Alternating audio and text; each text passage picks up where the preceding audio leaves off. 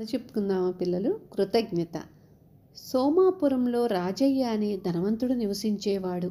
అతడు ఎంతో మంచివాడు. ఆపదలలో ఉన్న వారికి సహాయం చేసేవాడు.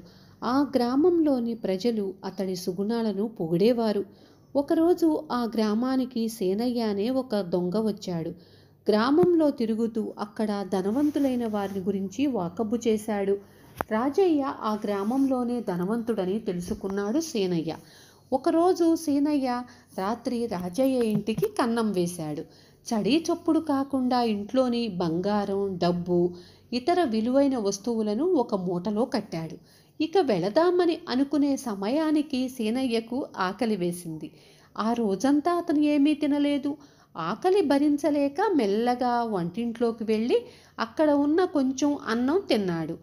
కడుపు నిండింది. తిరిగి మూట ఉన్న గదికి వచ్చాడు. బాగా పెద్దగా ఉన్న మూట చూసి, ఆహా, ఇక నేను కొన్ని రోజులు దొంగతనాలు మానేసి హాయిగా గడపవచ్చు అనుకున్నాడు. కానీ ఇంతలోనే అతనికి చిన్నప్పుడు వాళ్ళ తాత చెప్పిన విషయం ఒకటి గుర్తొచ్చింది. అది తిన్న ఇంటికి ఎప్పుడూ అన్యాయం చెయ్యవద్దు అని ఒక్కసారిగా చెలించిపోయాడు సేనయ్య. పశ్చాత్తాపడ్డాడు.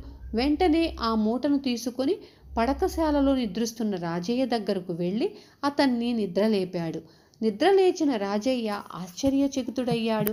దొంగ దొంగ అని అరుద్దామంటే కూడా అతనికి మాట రాలేదు. అప్పుడు సీనయ్య ఆ మూటను రాజయ్య ముందు పెట్టి చేతులు జోడించాడు. అయ్యా, నన్ను క్షమించండి. నా పేరు సీనయ్య. నేను ఒక దొంగను. మీ ఇంట్లో కన్నం వేసి సొమ్మంతా ఈ మూటలో కట్టాను. కానీ నాకు ఆకలి వేయడంతో మీ ఇంట్లో అన్నం తిన్నాను. మీ ఉప్పు తిన్న నాకు మీకు ద్రోహం చెయ్యాలని అనిపించలేదు అని వేడుకున్నాడు.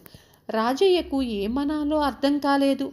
అయ్యా, నన్ను దయచేసి సైనికులకు అప్పగించకండి, నన్ను వదిలేయండి అని ప్రాధేయపడ్డాడు. సీనయ్య మంచితనాన్ని తెలుసుకున్న రాజయ్య అతన్ని వదిలేశాడు.